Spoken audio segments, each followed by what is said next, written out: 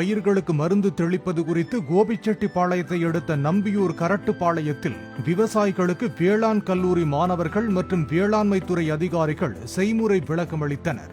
Drone மூலம் மருந்து தெளிப்பதால் இலைகள் மீது மருந்து கலவை நேரடியாகப்பட்டு அதிக விளைச்சல் கிடைக்கும் என்றும் 10 முதல் 15 நிமிடங்களில் 1 ஏக்கருக்கு மருந்து தெளிக்கலாம் என்றும் எடுத்துரைத்தனர். இது மூலமா நமக்கு ஆள் பற்றாக்குறை கம்மியாகுது, சீக்கிரமா வேலையை முடிச்சுக்கலாம். அப்புறம் மருந்து டக்கு டக்குன்னு வேலை செய்யற மாதிரி கொஞ்சம் எஃபெக்டிவா கண்டுபிடிச்சிருக்காங்க.